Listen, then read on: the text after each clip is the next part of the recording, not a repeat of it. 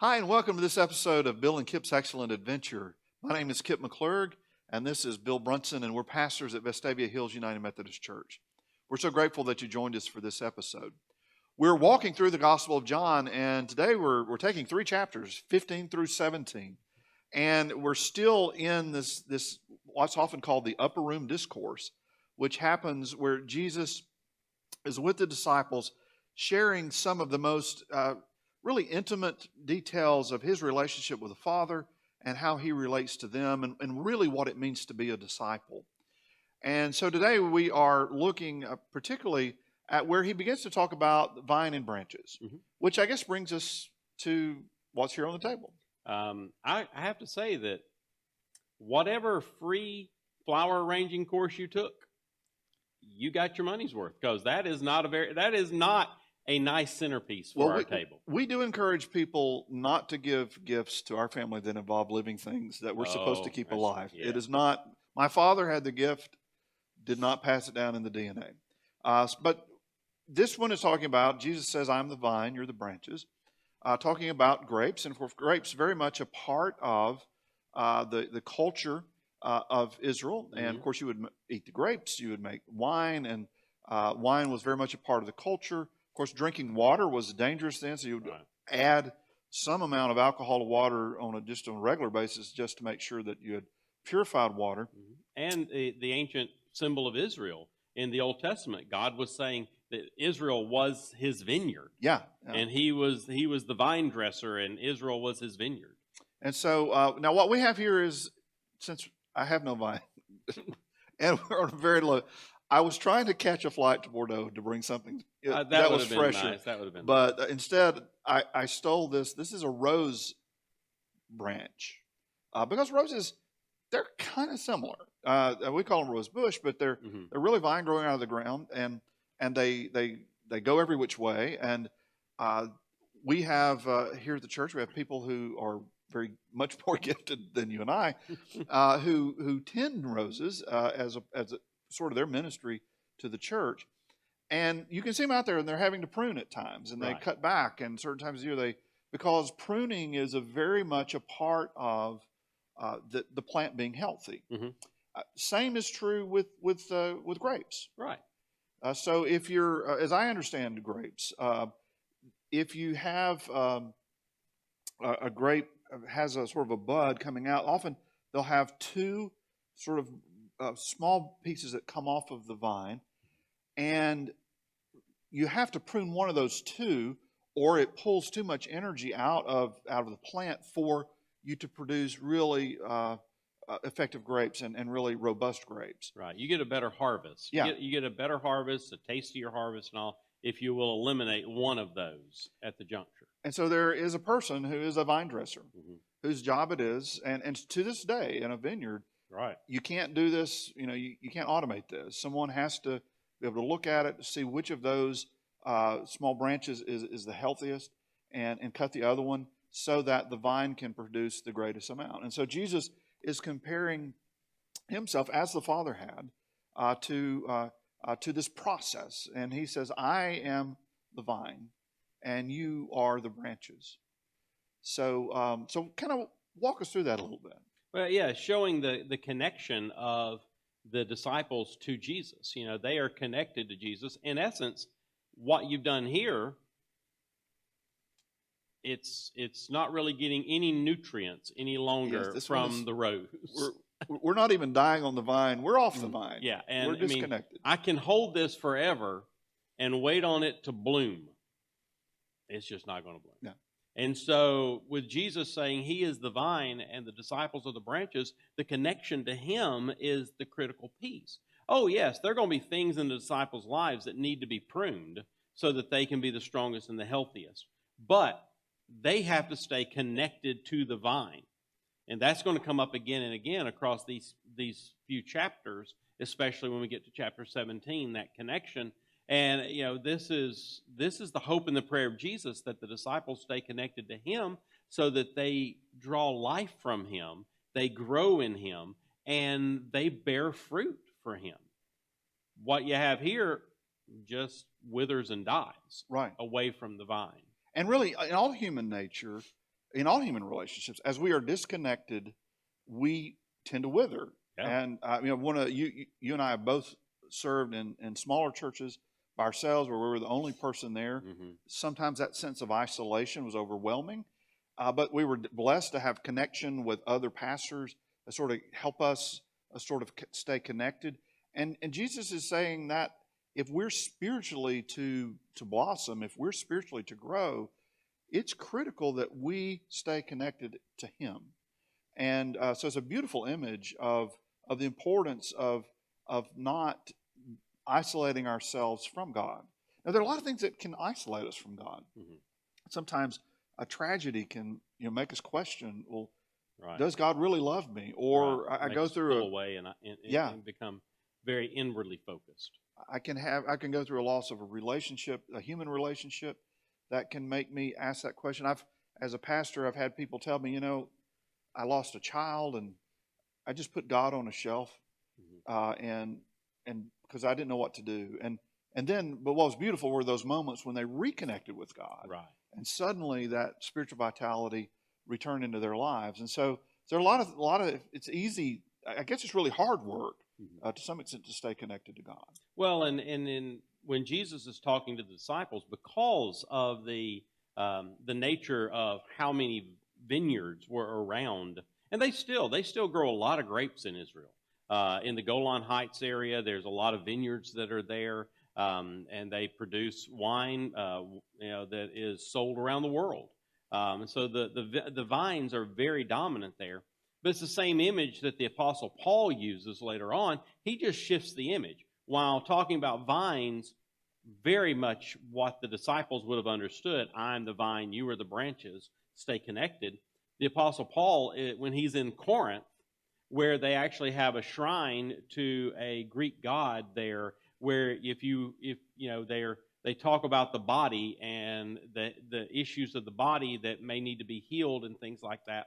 The Apostle Paul plays off of that with the Corinthians and says, hey, you're supposed to be part of the body of Christ, all connected one to another. You can't just remove a part of the body and that part of the body still be able to thrive all on its own sitting over here. You can't remove the hand and just lay the hand to the side, and it's still functioning like a hand. And if the foot's misfunctioning, it means that it's affecting the rest of the body too. That's right. And so you just can't go off in Corinth and do whatever you want to do in Corinth. Right. And so Paul uses that image because that was his community. Jesus uses the image of the vine, but it's all the same message, that we have to stay connected to one another and connected to Christ, which Paul says is the head of the body. Mm-hmm. And Jesus says that he is the actual vine itself.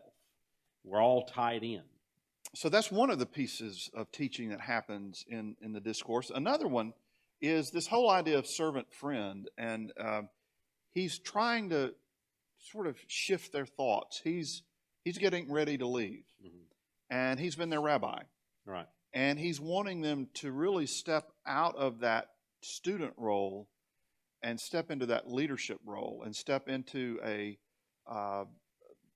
different role. It reminds me, one of my favorite sermons from John Wesley is this sermon that he talks about how we have to move from having the faith of a servant to the faith of a son, where our faith shifts. We no longer see God as this sort of employer that's never quite happy with, is going to scream at you when you mess up. Right. Versus the son, who the father has everything invested in the son walking into the inheritance and taking over the farm or the business or whatever. And so there are going to be moments where the father's going to do some correcting. Mm-hmm. But it's out of love, right? Because Absolutely. of what. Yes. And so when you start seeing God not as that person who is distantly and always kind of flustered just because that's just how they are, to this person that really has a purpose for your life, and I think that's kind of the same thing that we're seeing here. Jesus is moving that relationship. I want you to be my friend. I don't want you to be a servant, but be with me, even though I'm the vine and you're the branches. Still, I want you to be moving to that role where you see me as your friend. Yeah, it's moving from that. It's moving from a functional relationship to an intimate relationship. Right. It's the, if you are an employer, you have the people that work for you, that you have that level of relationship with them. You provide the resources for them to live because you pay their wages.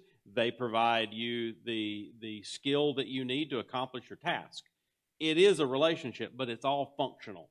It's all based off of that kind of thinking. But then you also have your friends. And your friends are the ones that you will do anything for. And it doesn't matter if they can do anything for you back. It's not an even thing. Right. It's not trying to balance. I get this much work out of you, therefore I pay you this much. With a friend, it's not connected to that. With a friend, it is, I see that you need this. It doesn't matter if you can pay me back. It doesn't matter what. I want to be there for you. I care about you. And that's the relationship Jesus is wanting to have with the disciples, that they are so connected into the vine, that they are so connected that it is a true relationship, an intimate relationship versus a functional relationship. So we're seeing that shift. And then he comes back and says, and I'm going to be leaving you. But I've sent, and this is, we talked about this early in the series, I'm sending the Paraclete, which is we had a lot of fun with that word. It sounds like parakeet, Paraclete. Mm-hmm. But it's only used in John, and very rarely used in John. But it's this idea of the comforter, the friend, that person that's going to be with you in the hardest of days. Right. That's going to be with you. I'm sending the Holy Spirit, the Paraclete, to be with you, and so he continues that sense of be prepared. I'm leaving, but I've got a plan. Don't panic. Mm-hmm. Because he tells them in his be prepared moments, he tells them, and be prepared. The people around here aren't very, very fond of me right now. There's a thing called guilty by association. If you think they're not fond of me, just wait. They're really not going to be fond of you.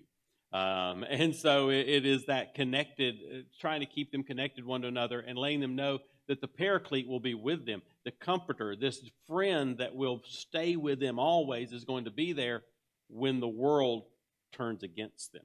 And we know, if you read the Acts of the Apostles, the world turns against them. If you read the church history of what happens to the apostles, right, the world turns against them. For 3 centuries, yes, the world was against them. Right. But interestingly, for 3 centuries, the church grew faster than it ever had. Absolutely. And even still, the growth rate was greater there than ever.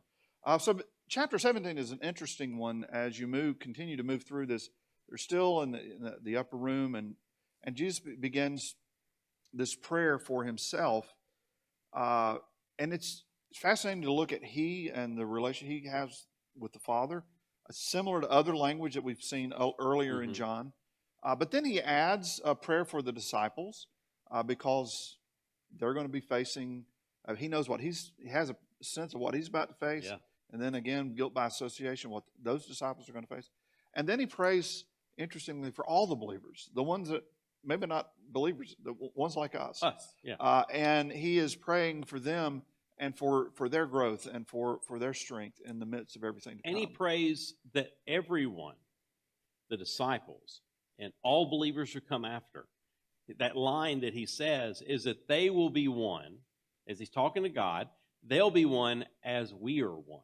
So just as connected as the Godhead, that intimate relationship of Father, Son, and Spirit, Creator, Redeemer, Sustainer, that intimate relationship that is so interwoven between them, he prays that the disciples and that all believers, all of us, will be that connected to one another, woven into the branches, part of the body of Christ, that we are that connected. We are as one with each other as Jesus and God are one. That's a powerful prayer. Well, and it's a powerful thought because we live in a world where we're so often, so driven by the idea that everything's by chance, that it just happens, that the third rock is from the sun and that we're on it, and then the whole, while we're here is pure chance and just luck. But what is so beautiful about what Jesus is saying is that every human being can be connected to something so much older than them that goes back centuries and millennia into this relationship with God who created the world, and the Logos who became Jesus was there at the beginning of creation, there with the disciples, has sent the Paraclete, and we're all part of the same package. And so in our human desire that seems to be just in us, to want to be a part of something big, to want to be a part of something bigger than ourselves, and we know that when we are a part of something bigger than ourselves, usually we find a level of fulfillment in our life that we don't get otherwise when we're Right. when we're cut off and Yeah. separate. Jesus is telling us in this that we have the opportunity to be not only part of something bigger than ourselves right now, but part of something bigger than ourselves that is eternal, that always has been and always will be, and we get to be part of that. And the future will be connected back to us as we're connected back to the Father. Right.